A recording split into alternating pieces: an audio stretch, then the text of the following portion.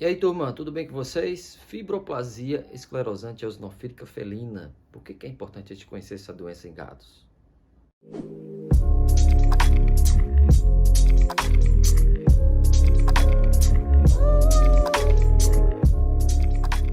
E aí, turma, vamos lá? Seguinte, primeiro eu quero agradecer a cada um de vocês que assistiram nossos vídeos, compartilharam, curtiram, tá? Então, pra gente é uma satisfação muito grande, o canal está crescendo. E se não fosse por cada um de vocês, pelo prestígio, a gente não estaria galgando, né, devagarzinho, mais passos bem firmes para a gente realmente trazer mais informações relacionadas à medicina felina, que é o que mais interessa para a gente, né, turma? E então, pessoal, fibroplasia esclerosante eosinofílica felina, também chamada de fibroplasia esclerosante gastrointestinal eosinofílica felina, tá? Esse nome gastrointestinal já está saindo já, na verdade a gente não fala mais que é só gastrointestinal, vocês vão entender isso. E é, sem dúvida alguma, uma das doenças mais enigmáticas do nosso paciente felino, turma.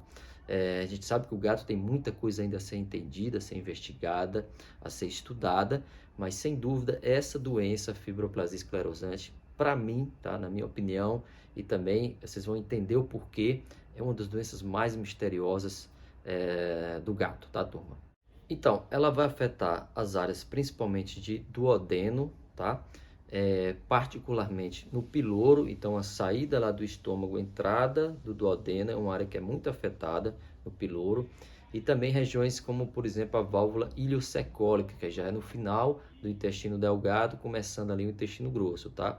Também os linfonodos mesentéricos, geralmente eles são afetados, eles vão estar aumentados, né? Então, assim, clinicamente são aqueles pacientes que a principal sinal clínico seria o vômito, tá? Alguns deles vão emagrecer, mas tem um vômito cada vez mais frequente. Muitas vezes esse vômito vem, o doutor vai relatar que é bola de pelo, né? Vem tricobezoar, ou então alimento não digerido, tá? Água, enfim, ele vai aumentando a frequência de vômito.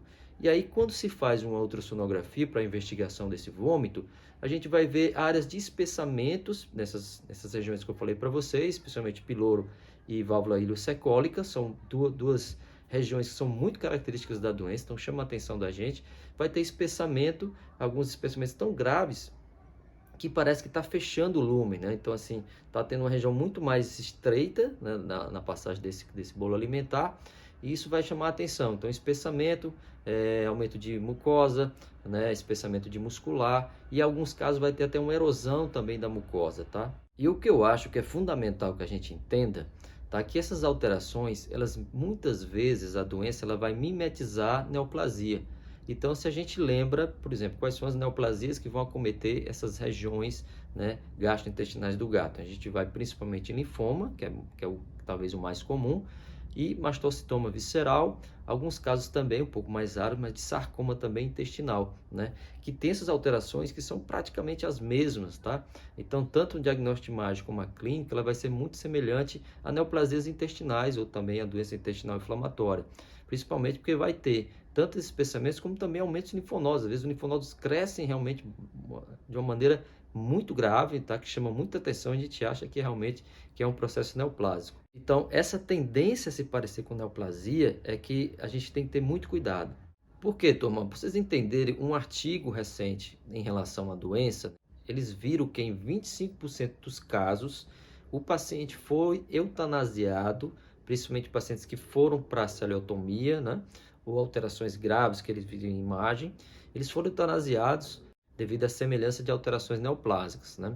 Então vejam a gravidade disso, para a gente não tomar nenhuma decisão até realmente chegar à celeotomia, até realmente se fazer a biópsia. E turma, essa doença ela é tão louca, tá? Que ela faz metástase, então ela mimetiza metástase. Então alguns pacientes têm alterações gastrointestinais, linfonodos aumentados, como eu falei para vocês, esses estreitamentos, espessamentos, e tem também uma linfodenomegalia mediastínica. Então, já alguns pacientes também que eu atendi e outros pacientes da literatura, a gente detecta algumas vezes então, um linfonodo mediastínico aumentado, né? Não se entende por quê, mas essas alterações elas podem acontecer. Então, é outro diagnóstico diferencial, por exemplo, de mediastino aumentado, linfonodo mediastínico aumentado, né? Então, nem sempre é neoplasia, turma. Percebam aí o quanto que essa doença realmente mimetiza a neoplasia, o quanto pode deixar a gente com pulga atrás da orelha, quanto que a gente pode realmente patinar no diagnóstico se não tiver os devidos cuidados.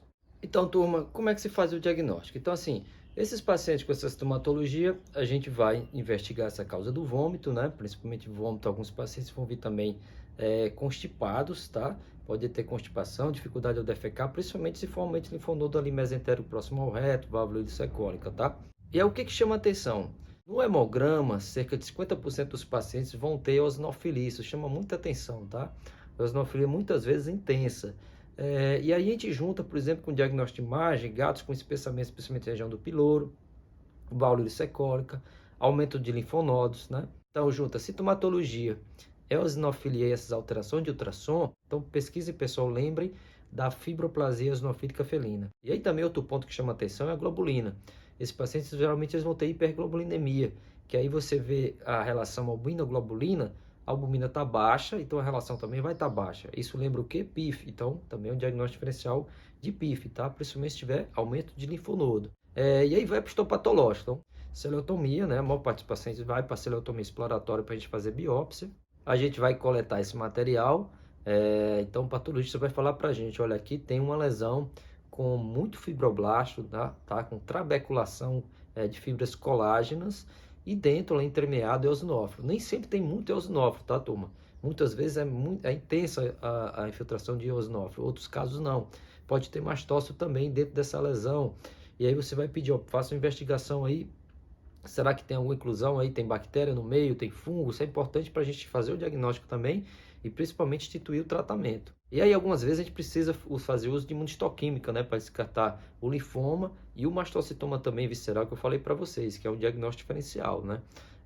Sarcoma é mais difícil, mas a gente tem que sempre lembrar também do linfoma e mastocitoma em alguns casos. E aí o tratamento? Então o tratamento a gente pode fazer cirúrgico, né? Esse tratamento ele pode ser cirúrgico, principalmente nesses gatos que a gente consegue fazer uma ressecção, mas como falei, a região do piloro é muito complicada a gente fazer ressecção cirúrgica, porque justamente lá tá que vai desembocar tudo, né? Ducto pancreático, colédoco, então a gente teria que fazer um desvio bile-digestivo, teria que reimplantar, né, o ducto pancreático em outro local, às vezes fazer uma suplementação de enzima pancreática. Então assim, o pós-cirúrgico ele fica muito ruim, né? São pacientes que não ficam bem no pós-cirúrgico, principalmente a longo prazo, médio e longo prazo, não fica uma vida realmente com qualidade. Então a gente evita retirar essa região.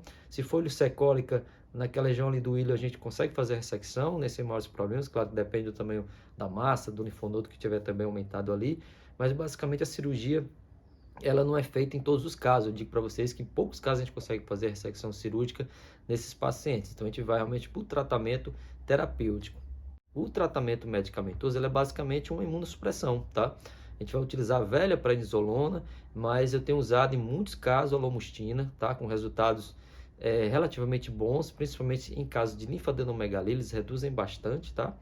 E também tem um artigo que fala, né, que eles usaram a ciclosporina com ótimo resultado quando a lesão ela se encontrava ali principalmente no mesentério, toda distribuída no mesentério. Também muito interessante esse caso, né? E teve uma redução praticamente completa com o uso de ciclosporina e prednisolona. Então outros artigos falam de hidroxiureia, né? Outros artigos falam também do clorambucil, mas basicamente seria prednisolona associado, né, com um imunossupressor. As respostas, pessoal, ao tratamento, elas são muito variáveis, né? A gente tem pacientes que responderam bastante, que regrediram quase que completamente.